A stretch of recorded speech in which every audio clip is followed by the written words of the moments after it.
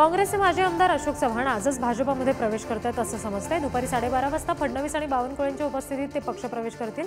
त्यांच्यासह अमर राजूरकर सुद्धा भाजपत जातील असं समजतंय। काँग्रेस सोडून कुठेही जाणार नाही, शेवटपर्यंत काँग्रेसमध्येच राहणार असं विजय वडेट्टीवार यांनी स्पष्ट केलंय। अशोक चव्हाणांच्या मागे केंद्रीय तपास यंत्रणांचा ससेमिरा लागला होता, त्यामुळे त्यांनी हा निर्णय घेतला असा संशय त्यांनी व्यक्त केलाय। 27 किंवा 28 जून 2023 ला देवगिरीवर अजित पवार आणि अशोक चव्हाणांची गुप्त बैठक झाली होती असा गौप्यस्फोट शरद पवारांच्या राष्ट्रवादीचे नेते विकास लवांडे यांनी केलाय। याच बैठकीमध्ये अजित पवार आणि अशोक चव्हाणांचा पक्षामधून बाहेर पडण्याचा निर्णय झाला होता असा दावा त्यांनी केलाय। राज्यातील वरिष्ठ काँग्रेस नेत्यांची आज महत्त्वाची बैठक होणार आहे। अशोक चव्हाण यांच्या राजीनाम्यानंतर महाराष्ट्र काँग्रेसची तात्काळ बैठक घेण्याचे निर्देश दिल्लीतून दिले गेले। आदर्श घोटाळा करून ज्या अशोकराव चव्हाण यांनी शहीद जवानांचा अपमान केला त्यांना भाजपत घेऊन राज्यसभा दिली, तर तुम्ही सुद्धा शहीदांचा अपमानच करताय असं आम्ही मानू, असं उद्धव ठाकरे यांनी पंतप्रधान मोदींना उद्देशून म्हटलंय। अशोक चव्हाणांनी राजीनामा देताच केंद्रीय राज्यमंत्री रामदास आठवलेंनी त्यांना ऑफर दिली आहे। अशोक चव्हाणांनी रिपब्लिकन पक्षात प्रवेश करावा अशी ऑफर आठवलेंनी दिली आहे। काँग्रेस ज्या नेत्यांना वंचितची आघाडीशी चर्चेची जबाबदारी देतं ते भाजपत जातात असा टोला वंचितच्या अंजली आंबेडकर यांनी लगावलाय। आम्ही आघाडीची बोलणी करायची तरी कुठल्या नेत्याशी असा सवाल त्यांनी उपस्थित केलाय। आगामी राज्यसभा निवडणुकीसाठी भाजपनं 7 राज्यांमधील 14 उमेदवारांची घोषणा केली। आता महाराष्ट्रातून भाजप कोणाला तिकीट देतं याकडे सगळ्यांचंच लक्ष आहे। सोनिया गांधी यांनी लोकसभा निवडणूक न लढवण्याचा निर्णय घेतलेला आहे अशी चर्चा आहे। आगामी लोकसभा निवडणुकीत सोनिया गांधी यांच्याऐवजी प्रियंका गांधी यांना लोकसभेत उतरवण्याची तयारी काँग्रेसनं केली आहे अशी माहिती समजते। उद्धव ठाकरे आज शिर्डी दौऱ्यावर आहेत। सकाळी ते शनी शिंगणापूरमध्ये दर्शन घेतील। शिवजनसंवाद मेळाव्याला सुद्धा उद्धव ठाकरे संबोधित करतील। उद्धव ठाकरे राजकारणावर जास्त बोलत असून त्यांनी महाराष्ट्राच्या हितावर बोलणं गरजेचं आहे असं मंत्री दीपक केसरकर यांनी म्हटलंय। ठाकरेंनी आपल्या भूमिकेचा पुनर्विचार करावा, त्याची गरज आहे असंही ते म्हणाले। मनसे अध्यक्ष राज ठाकरे आज जुन्नर दौऱ्यावर आहेत। जुन्नरला जाण्यापूर्वी त्यांनी ओझरच्या गणपतीचं दर्शन घेतलं। यावेळी त्यांच्या हस्ते भक्तिशक्ती शिल्पाचं लोकार्पण करण्यात आलं। अकोल्यामध्ये प्रकाश आंबेडकरांचे हिम्मतवाले अशा आशयाचे बॅनर लागलेत। नया साल नया खासदार नंतर आता हिम्मतवाले बॅनरची चर्चा सुरू आहे। संभाजीनगरमधील पाणी पुरवठ्यावरून विरोधी पक्षनेते अंबादास दानवेंनी उपमुख्यमंत्री फडणवीसांवर निशाणा साधला। आमचं सरकार असताना 3 दिवसाआड पाणी येत होतं, तेव्हा फडणवीसांनी मोर्चा काढला।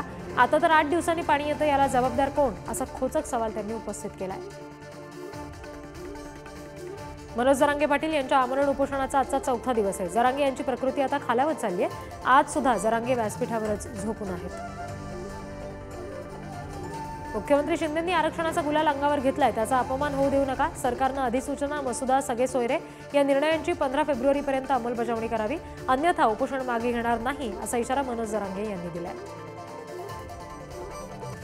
ओबीसी समाजाच्या आरक्षणाला धक्का न लावता मराठा समाजाला आरक्षण देण्यात येणार असल्याचं मुख्यमंत्र्यांनी सांगितलं। तसेच 12 बलुतेदारांसाठी संत गाडगेबाबा आर्थिक मागास विकास महामंडळाची स्थापना करण्यात येणार आहे।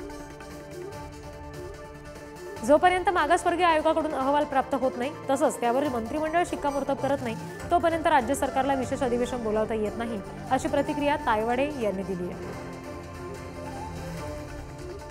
जालना जिल्हाधिकारी डॉक्टर श्रीकृष्ण पांचाळ आणि पोलीस अधीक्षक अजय कुमार बन्सल यांची जरांगेंनी भेट घेतली। यावेळी जरांगेंना पाणी पिण्याची आणि उपचार घेण्याची विनंती दोघांनी केली, मात्र जरांगेंनी त्याला नकार दिला।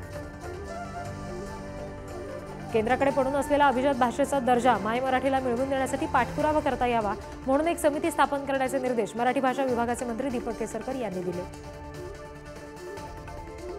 अजित पवारांच्या राष्ट्रवादीकडून स्वराज्य सप्ताहाची सुरुवात झाली। कार्यक्रमाची सुरुवात मुंबईतील गेटवे ऑफ इंडियावरून झाली। दापोली साई रिसॉर्ट प्रकरणामध्ये सदानंद कदम यांना सर्वोच्च न्यायालयाकडून जामीन मंजूर झाला। साई रिसॉर्टच्या बेकायदा बांधकाम आणि संशयास्पद खरेदी विक्री प्रकरणात सदानंद कदम यांना अटक झाली होती। उद्धव ठाकरे यांच्या शिवसेनेचे नेते राजन साळवी यांना अजूनही दिलासा मिळाला नाहीये। त्यांच्या पत्नी आणि मुलाच्या अटकपूर्व जामीन अर्जावर आज मुंबई उच्च न्यायालयाचा निकाल दिला जाणार आहे। मुंबईतील वांद्रे रिक्लेमेशन पुनर्विकास होणार आहे आणि या जवळपास 24 एकर परिसराचा पुनर्विकास केला जाईल। त्यासाठी MSRDCनं निविदा सुद्धा मागवल्या।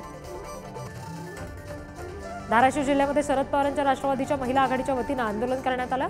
देशासह राज्यातील महागाई विरोधात सरकारचा निषेध करण्यात आला। जोरदार घोषणाबाजी करण्यात आली।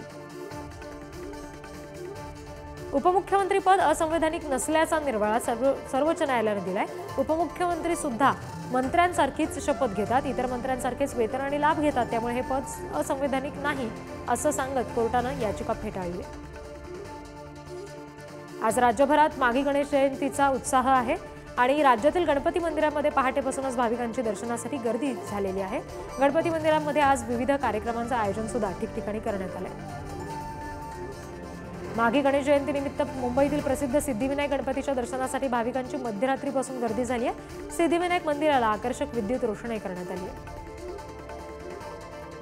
पुण्यातील दगडूशेठ गणपती बाप्पाच्या दर्शनासाठी भाविक सकाळपासूनच गर्दी करतात। माघी जयंतीनिमित्त मंदिरामध्ये सकाळपासूनच भाविकांची मांदियाळी पाहायला मिळते। पुण्यातील दगडूशेठ गणपती बाप्पाच्या मंदिरामध्ये आकर्षक फुलांची सजावट केली आहे। भाविकांनी सकाळपासूनच मोठी गर्दी मंदिरामध्ये केली आहे। दुपारी 12 वाजता सुवर्ण पाळण्यामध्ये गणेश जन्म सोहळा सुद्धा साजरा होणार आहे। अष्टविनायकांपैकी एक असलेल्या पुण्यातील श्री क्षेत्र ओझर इथं विघ्नहर गणपती मंदिरात माघी गणेश जयंतीचा उत्साह दिसतोय। विविध धार्मिक, सामाजिक आणि सांस्कृतिक कार्यक्रमांचं आयोजन या निमित्तानं करण्यात आलं। शिर्डीमध्ये साई परिक्रमा सोहळ्याला उत्साहात सुरुवात झाली। सोहळ्यासाठी आलेल्या भक्तांच्या गर्दीनं साईनगरी दुमदुमली आहे। शेकडोंच्या संख्येनं इथं भाविक जमले। शंखांच्या नादात विविध पूजा या ठिकाणी करण्यात आल्या। विदेशातले साई भक्त सुद्धा याच्यामध्ये सहभागी झाल्याचं पाहायला मिळालं। मुंबई पुणे द्रुतगती मार्गावर गॅन्ट्री बसवण्याचं काम केलं जाणार आहे। त्याच्यासाठी आज दुपारी 12 ते 2 या वेळेमध्ये ब्लॉक घेतला जाईल। या कामासाठी द्रुतगती महामार्गावरील मुंबई लेनवरची सगळ्या प्रकारची वाहतूक पूर्णपणे बंद ठेवली जाणार आहे। मुंबई पोलीस दलातील 18 पोलीस उपायुक्तांच्या बदल्या झाल्यात। परिमंडळ 10 चे डीसीपी दत्ता नलावडे यांची गुन्हे शाखेत बदली झाली। त्यांच्या जागी मंगेश शिंदे यांची वर्णी लागली आहे। परिमंडळ 9 चे डीसीपी कृष्णकांत उपाध्याय यांच्याकडे परिमंडळ 3 ची जबाबदारी दिली गेली आहे। एसटीच्या नवीन 20 ई बस बोरिवली ठाणे ते नाशिक मार्गावर धावतील। महत्त्वाचं म्हणजे हिरकणीच्या दरामध्येच ई बसनं प्रवास करता येणार आहे। या बसचा लोकार्पण सोहळा आज दुपारी 3 वाजता मुख्यमंत्री शिंदेंच्या हस्ते होईल। लोकमान्य टिळक टर्मिनसमध्ये 2 नवीन प्लॅटफॉर्मचं बांधकाम सुरू आहे। त्याचा परिणाम 50 पेक्षा जास्त लांब पल्ल्याच्या गाड्यांवर होणार आहे। 18 फेब्रुवारीपर्यंत दररोज रात्री 10:30 ते पहाटे 3:30 पर्यंत ट्रॅफिक आणि पॉवर ब्लॉक असणार आहे। वाहतूक कोंडीचा प्रश्न सोडवण्यासाठी नवी मुंबई विमानतळ ते भिवंडी दरम्यान नवीन रस्ता उभारला जाईल, अशी घोषणा मुख्यमंत्री शिंदेंनी केली आहे। पनवेलजवळील कोन परिसरातील 2000 पेक्षा जास्त घरांच्या सोडतीतील पात्र घरांची संपूर्ण रक्कम भरलेल्या 581 विजेत्यांना 15 फेब्रुवारीला घरांचा ताबा दिला जाईल। वांद्रे इथे समाज मंदिर सभागृहामध्ये आयोजित कार्यक्रमामध्ये चावी वाटप केलं जाईल।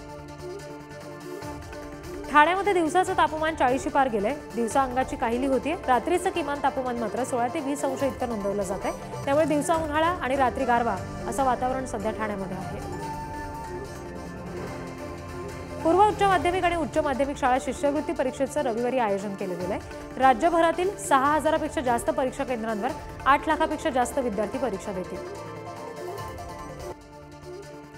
गोंदियामध्ये कालपासून महासंस्कृती महोत्सवाला सुरुवात झाली, मात्र या महोत्सवाकडे गोंदियातल्या नागरिकांनी पाठ फिरवल्याचं दिसतंय। 10,000 क्षमतेच्या मैदानात केवळ शेकडो दर्शक दिसून आले। बुलढाण्यातील संतनगरी शेगाववरून अयोध्येसाठी 14 फेब्रुवारी रोजी आस्था ट्रेन सुटणार आहे। भाविकांनी या सुविधेचा लाभ घेण्याचं आवाहन भाजपकडून करण्यात आलंय। करवीर निवासिनी श्री अंबाबाई तीर्थक्षेत्र पुनर्विकासाचा 1000 कोटींचा आराखडा तयार करण्यात आलाय। या आराखड्याला गती दिली जाईल असं राज्याचे महसूल विभागाचे अपर मुख्य सचिव राजगोपाल देवरा यांनी सांगितलं। राज्यामध्ये 1 जानेवारीपासून आतापर्यंत JN1चे 600 पेक्षा जास्त रुग्ण आढळलेले आहेत, तर कोरोनाचे 2000 पेक्षा जास्त रुग्ण सापडले। कोरोनामुळे 21 जणांचा आतापर्यंत मृत्यू झालाय। सीबीएसईच्या 10वी-12वीच्या 20 उत्तरपत्रिका एक शिक्षक एका दिवसात तपासणार आहे। शिवाय दर तासाला 3 उत्तरपत्रिका तपासल्या जातील। महत्त्वाच्या विषयांच्या उत्तरपत्रिका फक्त पदव्युत्तर शिक्षक तपासतील असा निर्णय सीबीएसईने घेतलाय।